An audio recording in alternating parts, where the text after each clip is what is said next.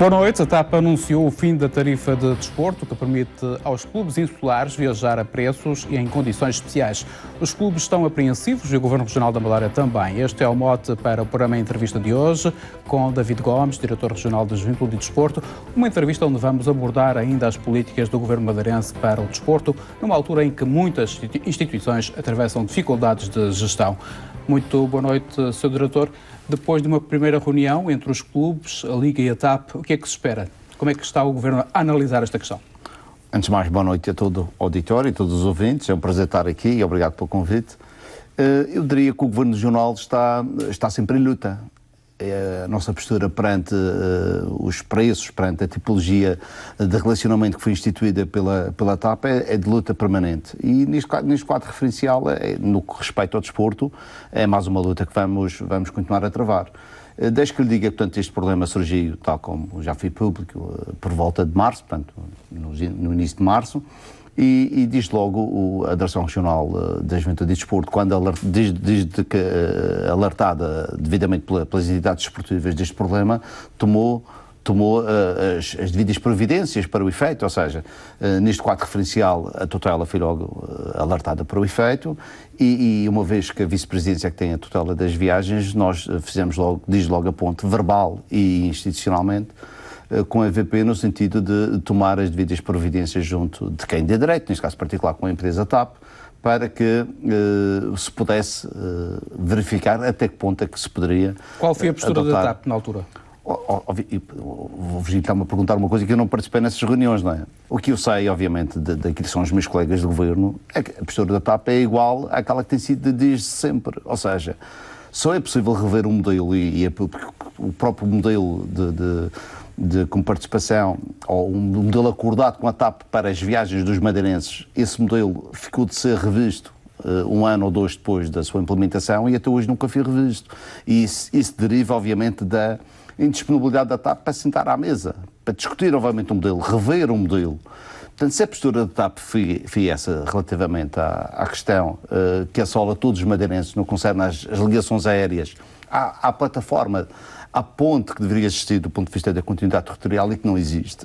Se essa é a postura da TAP relativamente a esse processo, não concerne ao desporto, não foi outra, foi exatamente a mesma. Portanto, eu posso comungar consigo o depoimento que tive dos meus colegas do Governo, que estão na Vice-Presidência, que têm a tutela dos transportes, foi de grande dificuldade em estabelecer contato com a TAP, estabelecer, obviamente, uma plataforma de entendimento, uma plataforma de reunião para a discussão deste problema que afeta as entidades esportivas regionais. Se esta medida for em frente, a participação das equipas madeirenses em competições nacionais pode estar em causa? Bom, em suma, ficará sempre mais dificultada. Sem dúvida alguma. São situações que criam problemas acrescidos. Se nós somos, de facto, uma ilha e padecemos da insularidade, e as ilhas são muito importantes para aquilo que é a plataforma continental de todo o Portugal. Se não existissem as ilhas, Portugal não era tão grande quanto é, nomeadamente na sua área geográfica marítima. Portanto, e as ilhas não podem servir muito bem os interesses de Portugal quando se trata da definição da área geográfica marítima e serviu muito pouco para quando se define a política da continuidade territorial e de igualdade de oportunidades e direitos para todos os cidadãos portugueses conforme está plasmado na Constituição. E neste quadro referencial é um velho problema que se arrasta. Quando se fala da continuidade territorial é algo que se arrasta há muito tempo.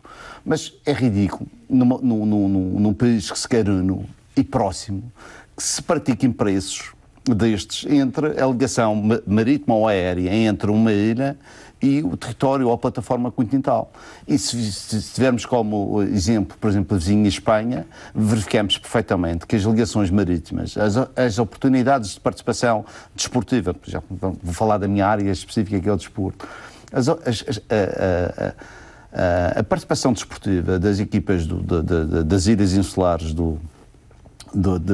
Espanha fazem-se a preços módicos e muitas vezes gratuitamente. Portanto, não faz sentido nenhum nós temos uma política em Portugal de afastamento das ilhas relativamente ao todo nacional. Não é correto um jovem madeirense ter menos possibilidades de se afirmar desportivamente, porque estamos a falar de desporto, no contexto nacional do que um jovem homólogo, em paridade de idade, do território continental, seja do Algarve, seja de Trás-os-Montes, seja de Lisboa ou do Porto. Não faz sentido nenhum. E isto é tão simples quanto isto. É muito mais cómodo, é muito mais vantajoso, por exemplo, uma federação portuguesa de qualquer modalidade, convocar um jovem, um estágio de pré-seleção de Trás-os-Montes, porque o custo da participação desse jovem é mais baixo do que um jovem madeirense. Ou seja, do ponto de vista da igualdade de oportunidades, já não estamos a ter igualdade de oportunidades. Ou seja, se este modelo for em frente, pode haver custos acrescidos para as equipas madeirenses e para o desporto na sua totalidade da região. O Governo admite rever o modelo de adiantamento destas comparticipações. Em que medida é que pode o Governo ajudar os clubes se esta medida for em frente? A primeira medida que o Governo vai portanto, estabelecerá será esta, obviamente, de diálogo com o seu parceiro, portanto, quer com o Governo Central, quer com a TAP. Atenção que a TAP é também ela participada pelo Governo Central e o Governo Central devia ser ele próprio um pilar na ostentação daquilo que são os interesses da continuidade territorial e dos direitos de todos os portugueses. E esta medida, atenção, afeta não só o desporto madeirense, como o desporto do todo nacional. O país, porque o contrário também se coloca. Claro, e desta forma era importante que o Governo Central tomasse as rédeas desta situação e, junto de quem de direito, dos seus representantes no Conselho de Administração da TAP, fizesse valer os interesses do todo nacional. E muito particular e especificamente os da Madeira. Porque, obviamente, esta medida é mais penalizante para a Madeira, porque os madeirenses viajam, as equipas, as unidades desportivas regionais viajam de 15 em 15 dias. Eu vou-lhe dar um exemplo para aqui. Quantos atletas é que viajam de 15 em 15 dias, por exemplo? Viajam muitos atletas. Isso é relativo falar assim, porque obviamente depende dos calendários competitivos. Mas a nota que eu lhe queria deixar é que, efetivamente, para todos os efeitos, é determinante que se tomem em atenção esta particularidade, porque, e é bom que os ouvintes percebam isto. Por exemplo, vou falar da Primeira Liga, do futebol, que é mais mediático e toda a gente percebe esta linguagem. O Setúbal ou o Guimarães vêm cá jogar com o Marítimo para o ano uma vez só, não é? Portanto, vão ter constrangimentos, obviamente, financeiros, no que concerne ao custo das viagens, uma vez. O Marítimo vai viajar de 15 em 15 dias ao continente. Portanto, tem os constrangimentos de 15 em 15 dias. Obviamente, a Madeira garante, depois, através do subsídio de mobilidade, algum equilíbrio funcional nesta contenda. Ainda assim, é importante que haja um teto e que não hajam preços disparatados, porque isso poderá pôr em causa a participação. Se hoje o modelo já não é um modelo próprio, o próprio modelo já não é muito facilitador da participação massiva das equipas da Madeira, nós temos de ter algumas restrições à participação, não participam todas as equipas. Os nossos jovens participam num calendário regional e só os campeões é que vão às fases finais. Portanto, não há um contexto de participação ativa dos jovens madeirenses relativamente aos demais. E atenção a uma coisa, nisto, quando eu falo de igualdade de oportunidades, tem a ver com esta questão. Um jovem da Madeira, circunscrito à competição dentro do quadro desportivo regional, está mais limitado na evolução desportiva, na igualdade de oportunidades de evoluir desportivamente, do que o jovem que está no território nacional e que facilmente competem no plano competitivo com equipas de mais alto gabarito, obviamente pondo maior adversidade e obviamente maior capacidade de superação. Acha que não havendo entendimento é possível negociar com outra companhia condições vantajosas para viajar entre a Madeira e o continente e a Madeira? Virgílio, assim, como eu lhe disse, a questão da negociação que se irá fazer não é uma área específica da minha intervenção. Portanto, isso está fora da minha orgânica. É especular um pouco, estar a dizer o que o Governo vai fazer sobre essa área, porque é uma área que eu não domino, nunca participei em nenhuma reunião. Quando os meus colegas do Governo da VP têm dificuldades em reunir com a TAP, imagine-se o Diretor Regional da Juventude e Desporto. Portanto, obviamente, eu nunca participei. Estaria sempre disponível, obviamente, se for convocado, estarei sempre disponível para defender os interesses das entidades desportivas regionais e do desporto regional. Mas é uma área que eu não domino e não me quero mexer muito naquilo que é a área de intervenção dos meus colegas do Governo.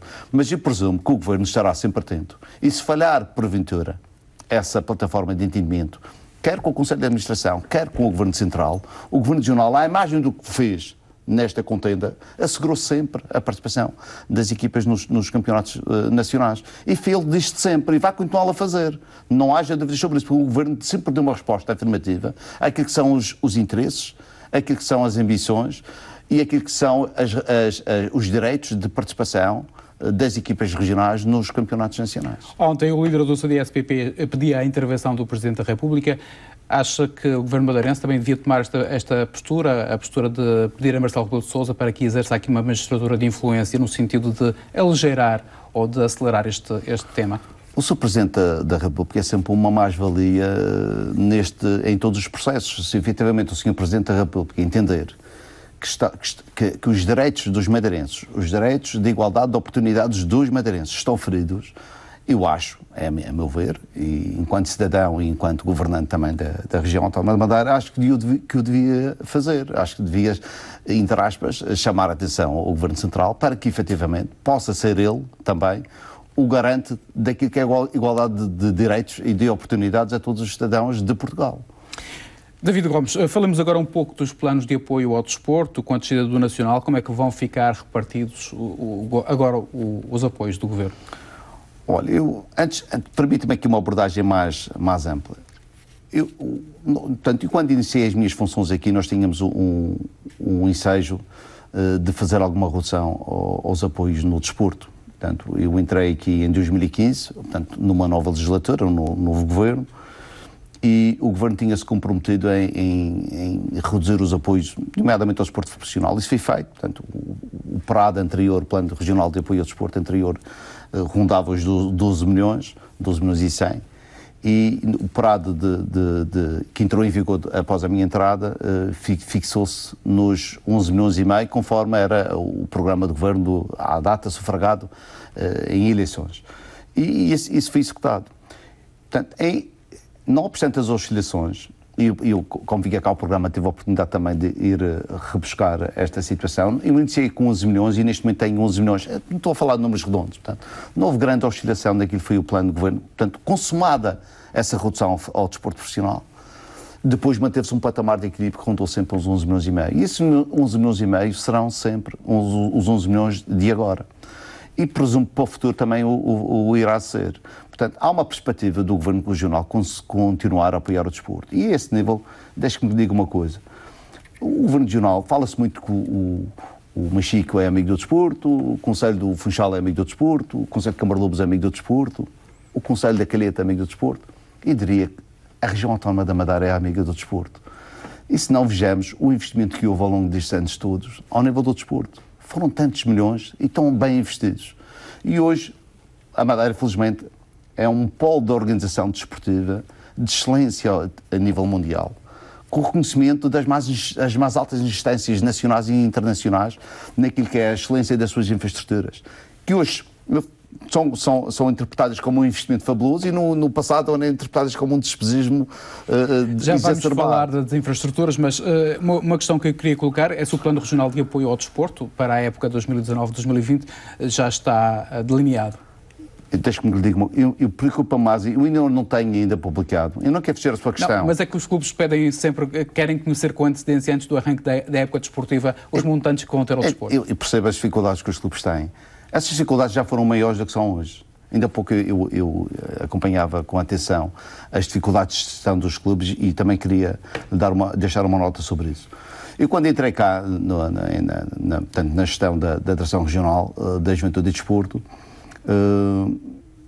perguntaram-me qual era o maior problema que perguntaram, portanto, do ponto de vista do Governo, portanto, o Sr. Presidente, o Sr. Secretário, perguntou-me qual era a minha visão, o que eu achava que era o maior problema do desporto. Com licença. E qual foi então a neste quadro referencial, se era um problema de dinheiro, porque havia muito descontentamento no quadro do dirigismo desportivo. Isso era algo que eu tinha constatado e que os governantes também, os meus superiores e hierárquicos também tinham constatado. E era uma realidade, de facto. E eu, na altura, disse-lhes, a meu ver, na minha perspectiva, o mais importante não seria injetar mais dinheiro no desporto, mas sim o Governo honrar atempadamente os seus compromissos financeiros com as entidades desportivas. E é isso que tem tentado fazer? Esse foi o nosso grande desígnio. Esse foi o grande desígnio que nós fizemos ao longo dos tempos. O que quer dizer que não há atrasos nas transferências, é isso? Ainda existe algum atraso residual, mas note-se que no passado já houve anos de atraso, já houve um ano de atraso, já houve um ano sem se receber subvenções. E hoje, desde que me possa testemunhar aqui, e falo também perante o auditório, perante os madeirenses que nos ouvem, que é algo que nos orgulha também, poder dizer que o movimento associativo tem menos dificuldades de gestão hoje do que tinha há 4 anos atrás. E eu rapidamente faço aqui uma nota breve sobre isto.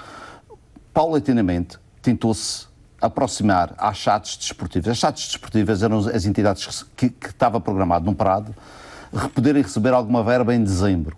Portanto, o PRAD determinava, era publicado em outubro, novembro, e dizia assim, as SADs recebem uma subvenção, recebem uma prestação desportiva em dezembro e 50% do valor das viagens em dezembro.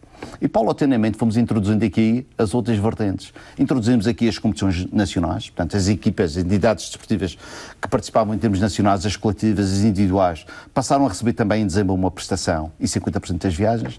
Depois introduzimos o futebol regional e, mais recentemente, no PRAD em vigor, introduzimos as associações desportivas regionais. Ou seja, a grande maioria das entidades desportivas regionais estão a receber já uma prestação em dezembro. Mais do que isso, este ano, portanto, em dezembro passado, as entidades puderam receber 2 prestações. Não só receberam uma, mas receberam 2 e recebem 50% do bolo das viagens. No que concerne às viagens, a gestão é difícil, de facto. Mas se uma entidade desportiva tem no seu projeto de desenvolvimento desportivo projetado realizar 40 viagens, recebe 50% dessas viagens em dezembro.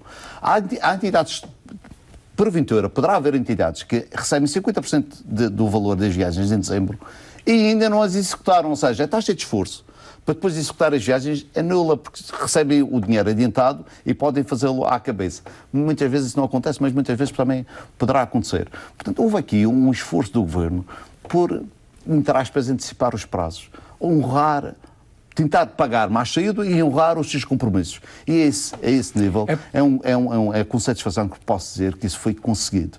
Nós começamos a pagar as entidades desportivas em dezembro e, efetivamente, a partir de dezembro, as entidades começam a receber mês a mês.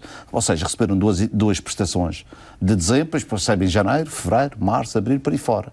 Portanto, isto é algo que cria algum desafogo e alguma espaço de manobra, alguma... Senhor Diretor Regional, apesar desse compromisso estar assumido e os pagamentos estarem a ser feitos a tempo e horas, os clubes do Porto Santo argumentam com a dupla insularidade e com dificuldades acrescidas para reclamar outra atenção por parte do Governo Regional, nomeadamente querem mais apoios logísticos e humanos. Como é que olha para esta questão? Ora, eu reúno com os clubes do Porto Santo sempre que assim é isso sou solicitado e tenho o maior respeito pela gente do Porto Santo e pelo que se faz lá em prol do desporto. Mas deixe que lhe diga que eu não acho coerente, nem acharia coerente, eu estar a reivindicar mais solidariedade do Governo Central no âmbito da continuidade territorial com a plataforma continental e não ter essa ideia ou não ter essa visão no que concerne à ligação marítima ou terrestre entre a Madeira e o Porto Santo. Não seria coerente. E isso tem sido assegurado. E deixe-me então que possa também transmitir aos porto-santenses que nos estão a ver, aos madeirenses na sua generalidade, que isso tem sido alvo da nossa atenção. E neste particular, eu posso lhe dizer que uma das reivindicações que o Porto Santo no seu todo, portanto no capítulo do desporto, tinha era poder viajar de avião. Ora bem, isso obviamente foi conseguido. Foi contemplado no nosso plano de apoio a possibilidade das entidades esportivas, dos porto-santenses poderem viajar de avião. A questão que se põe aqui, obviamente, no concerne às viagens de avião, tem a ver com a questão do crédito. Por vezes, as entidades desportivas, como viajam, depois têm que pagar mais tarde. É preciso ter alguma credibilidade junto da fonte para poder pagar mais tarde. E, obviamente, a Porto Santo Line... Junto das agências, por exemplo. Das agências ou então da fonte. Portanto, podem fazer agora... Exatamente, na Aerovip ou na Bitter, neste caso particular. Portanto, podem fazer, mas isso deriva da relação pessoal. O crédito é uma relação pessoal. O Governo não consegue crédito para uma entidade. A entidade é que tem que tratar desse crédito. Essa é uma nota. Portanto, é possível viajar de avião sempre que as entidades o fizerem e nós apoiamos as viagens de avião tal como fazemos as de barco. Obviamente, a Porto Santo Line tem sido um válido parceiro do desporto e dos porto-santenses porque tem concedido esse crédito aos porto-santenses. Os porto-santenses muitas vezes preferem viajar de avião, não porque o Governo não apoia as viagens aéreas, mas porque a Porto Santo Line, no âmbito da relação comercial que tem com as entidades desportivas, dá-lhes esse crédito. Primeira nota. Segunda nota, que eu queria deixar ao nível do apoio. Na identificação, no reconhecimento das dificuldades do Porto Santo, naquilo que concerne à organização das suas atividades desportivas, o Governo Regional apoia mais de 30% todas as atividades do Porto Santo. O que é que isso quer dizer? Se o Governo Regional derrama 100 euros por atleta de basquete na região, aqui na Madeira, portanto, na Ilha da Madeira, no Porto Santo, portanto, obviamente, derrama 130 euros. Portanto, dá mais de 30% desse valor. Ora bem, se atribuir um subsídio de dupla insularidade de 30%, eu acho que é um bom reconhecimento da dupla insularidade. Eu acho que isto é algo que se fez de positivo e que, por vezes, eu não sei se as pessoas desconhecem, mas é uma realidade. Vou-lhe falar ainda outra coisa. Eu majorei, portanto, eu quando digo, obviamente, é a casa que eu defendo, portanto, a Direção Regional da Juventude e Desporto majorou a organização de eventos desportivos no Porto Santo. E aí, os clubes da Madeira e os do Porto Santo têm sido válidos parceiros na quebra da sazonalidade do Porto Santo. São imensos os eventos que se têm feito no Porto Santo. E a Porto Santo Land tem sido um parceiro fantástico a esse nível.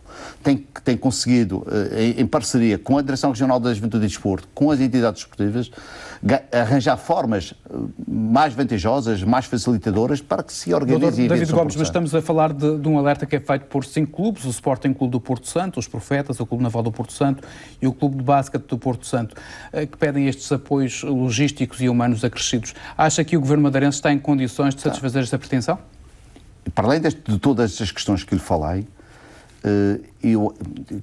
deixe-me só acrescentar mais um.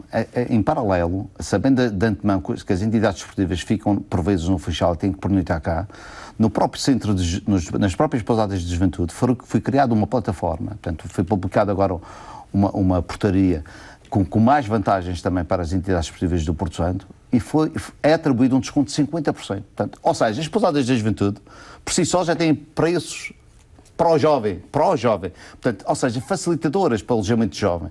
E neste quadro referencial ainda faz 50% de adiantamento e permite o pagamento a 90 dias. Ou seja, nós criamos aqui uma plataforma que permite aos clubes pagarem 90 dias. Esta foi mais uma forma de reconhecer todas as dificuldades que têm as entidades esportivas do Porto Santo nesse sentido. Não obstante isso, se porventura houver uma concertação governamental entre aquilo que é a ADRAPS, neste caso particular, a Administração Regional Pública do Porto Santo, portanto, na pessoa do Dr. Jocelyn, com quem já falei, existe essa abertura. Caso seja necessário arranjar uma plataforma ainda mais facilitadora do que esta, porque eu acho que esta já é facilitadora, obviamente estamos aqui de todo abertos a qualquer plano que seja ele mais facilitador e mais viável para que o desporto do Porto Santo seja cada vez maior e melhor. E o que se faz no Porto Santo, o que se faz na Madeira. E o que se faz, e o que enriquece o Porto Santo em termos desportivos, enriquece a região autónoma da Madeira. E a nossa postura não pode ser outra. Já que estamos a falar de economia, o Nacional lançou em tempos um desafio para a realização de um estudo de impacto económico do futebol profissional na economia da Madeira. Acha que este estudo, esta investigação, é possível concretizar e era viável? Acho perfeitamente que é viável. O que eu não acho muito coerente é o Governo Regional a solicitar esse estudo. Deviam ser as entidades privadas, os clubes a fazer. Se as entidades querem justificar que efetivamente ainda podem receber mais do que merecem, mais do que recebem, não do que merecem muito mais, mas se efetivamente querem justificar que efetivamente podem receber mais do que aquilo que o Governo lhes dá, o que tem que fazer é comprovadamente, com o estudo perfeitamente autónomo e transparente, poder evidenciar isso com o desporto. Há bem pouco tempo atrás presenciei a apresentação do impacto financeiro, o impacto económico na região autónoma da Madeira da realização do miúdo. Eu não sei se o Virgílio tem a ideia do que foi esse estudo. Confesso que não tenho a ideia desse estudo. Mas, ouça, o investimento do Governo é projetado 15 vezes mais, 16 vezes mais. Ou seja, há um impacto financeiro evidenciado, mostrado por uma entidade autónoma. E quem conduz este estudo, obviamente, foi a organização do miúdo, foi o Clube Desportivo de Montanha que o fez. Portanto, e fez bem para evidenciar junto das entidades governamentais que o apoio que ofere é um apoio bem aplicado, bem emprego, porque efetivamente traduz um retorno e um impacto económico na região muito significativo para a própria região autónoma da Madeira, não só no plano desportivo, mas também no plano da nossa economia. Já disse que os apoios vão manter-se, ou o montante global vai manter-se. Na Madeira temos visto a afirmar-se várias modalidades, nomeadamente o handball e o basquetebol.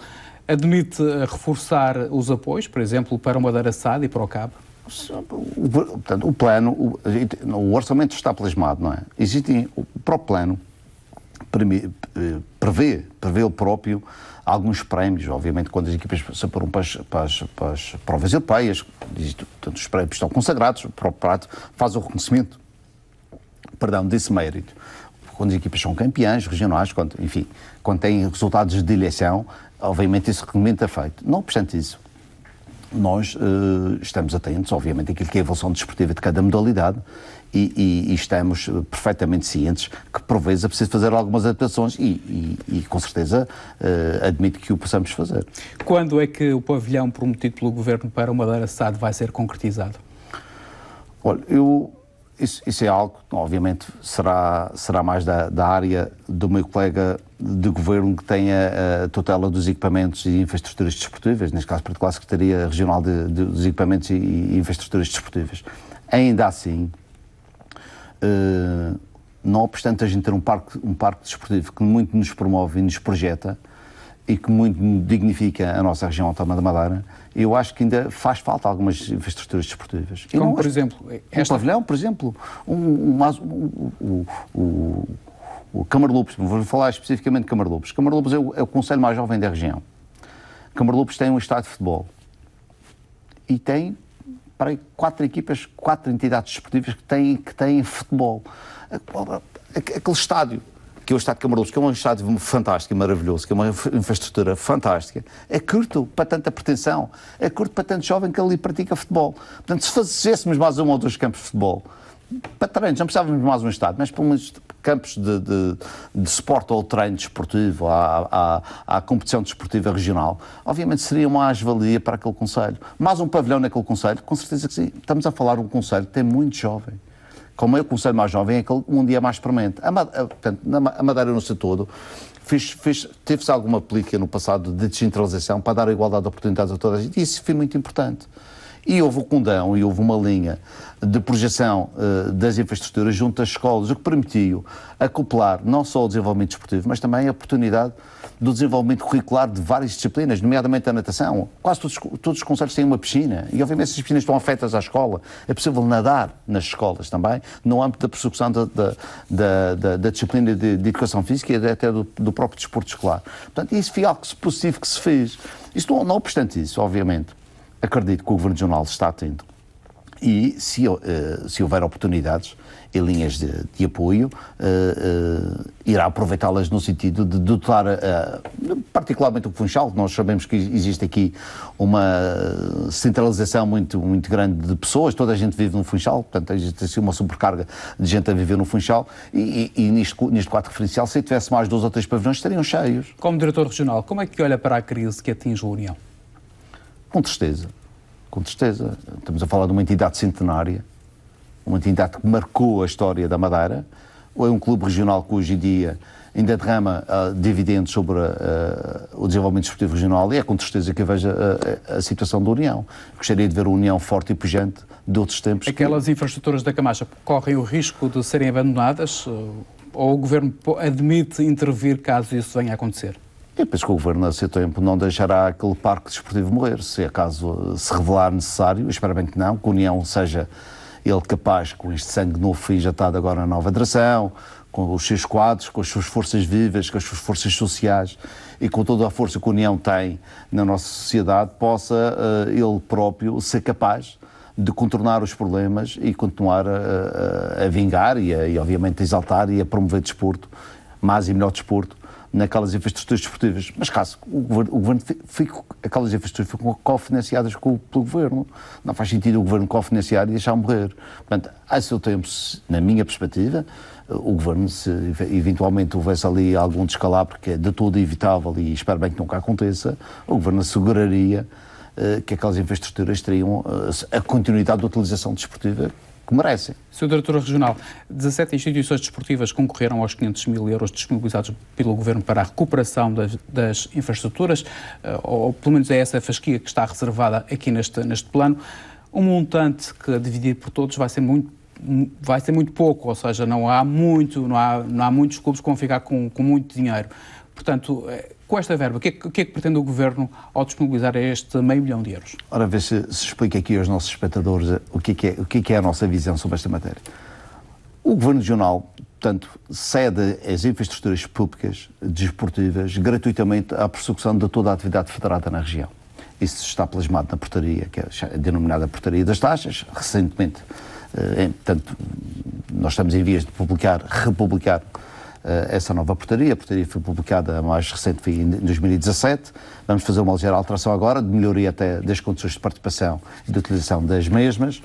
Mas neste quadro referencial, o Governo proporcionando a todo o movimento associativo federado a utilização gratuita das infraestruturas, foi algo que eu desde cedo achei que revestia-se de alguma injustiça para quem tinha infraestruturas próprias. Ou seja, não obstante o Governo ter participado de muitas das infraestruturas, e algumas até nem foram participadas pelo Governo, quem tem infraestruturas próprias, para todos os efeitos, tem custos de manutenção correntes e os contributos para o desenvolvimento desportivo regional são tão válidos como quem utiliza as infraestruturas gratuitamente. Digamos que é uma forma de ajudar na gestão. Esta linha de apoio é uma linha de apoio exatamente para ajudar na manutenção corrente, mais do que nas reparações, é na manutenção, é garantir que efetivamente o Governo pode apoiar na prossecução da atividade ao nível do pagamento, ou da ajuda do pagamento da eletricidade, do gás, da água, enfim, para que os clubes possam ter algum desafogo também a este nível e possam, quiçá, investir, por exemplo, o dinheiro que investiam nessas despesas correntes possam investir em manutenção. Portanto, é uma forma de criar algum equilíbrio funcional. E o Governo não tem que se substituir, ou seja, não tem que assumir as despesas todas, não tem que tornar gratuita a utilização dessas infraestruturas privadas. Porquê? Porque quem tem a infraestrutura privada, por sua vez, também tem a potencialidade de a rentabilizar, ou seja, quando eu estou a falar de rentabilizar, pode rentabilizá-la desportivamente, ou seja, pode utilizar mais horas, pode utilizar, não só pode utilizá-la mais horas, como pode inclusive rentabilizá-la financeiramente, pode alugá-la, pode criar publicidade, pode aplicar publicidade, enfim, pode criar ali um rendimento extraordinário que, obviamente, os clubes que estão a utilizar as infraestruturas desportivas não o fazem.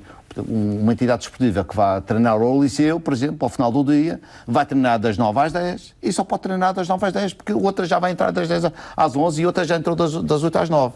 Portanto, não há uma rentabilização desportiva à imagem daquilo que se faz quando uma entidade desportiva dispõe de uma infraestrutura própria. Estamos quase a chegar ao fim desta entrevista, mas ainda há aqui uns assuntos que eu gostava de falar consigo. Um deles tem a ver com a pista de atletismo que foi prometida pelo Governo Regional. Este é um projeto que foi completamente posto de lado. Como é que está esta questão? Este é um projeto que efetivamente mereceu a nossa atenção. O Governo Regional fez essa promessa. A Madeira, atenção, tem várias pistas de atletismo ao serviço do desporto. Neste caso particular, na zona em Mexico, tem a pista da Associação Desportiva de Mexico, que também está disponível ao desporto federado local.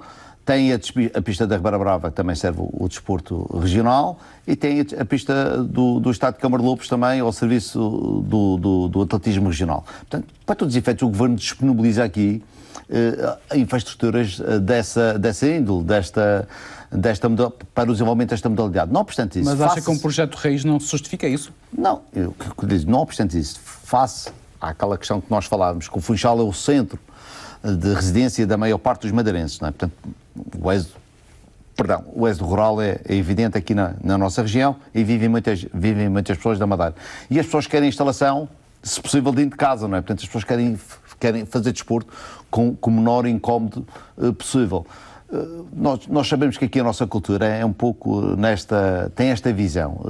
Portanto, se eu apresentar um projeto de utilização desportiva na Ribeira Brava ou uma pessoa residente no Funchal, lá as pessoas acham demasiadamente longe, porque de facto nós vivemos numa ilha, a nossa visão de distância é diferente dos continentais, dos nossos compatriotas continentais. Mas ainda assim o Governo Regional obviamente está atento a isso e eu, enquanto representante do desporto na região, quanto mais instalações desportivas construir na região, seja de que modalidade for, mais enriquecido sai o desporto e, obviamente, serei sempre um fator abonatório da construção das mesmas. Seria com muitos bons olhos que haveria a criação de mais infraestruturas desportivas. E se essa infraestrutura for criada para o atletismo, tanto melhor para a região. A esse propósito, desde que possa avançar também, com várias reuniões entre a Associação de Atletismo, eu próprio participei em algumas reuniões juntamente com a Secretaria Regional de Equipamentos e Infraestruturas e delineou-se várias estratégias no sentido de arranjar um espaço que possa servir os interesses do atletismo regional, do atletismo federado e não só. Neste quadro referencial, o Governo avançou com o primeiro espaço para ser curto, portanto apresentava algumas limitações de espaço para aquilo que eram as pretensões do próprio atletismo, que tentou-se criar ali um modelo funcional que pudesse servir não só o espaço que estava disponível, mas também os interesses do próprio atletismo. Enfim, o projeto continua em andamento, as pessoas estão a trabalhar nesse mesmo projeto e acredito que isso será uma realidade em breve prazo. David Gomes, muito obrigado por ter vindo. É um prazer. À RTV Madeira. Nós colocamos um ponto final neste programa em entrevista. Assim especial, desejo uma boa noite e também um bom fim de semana.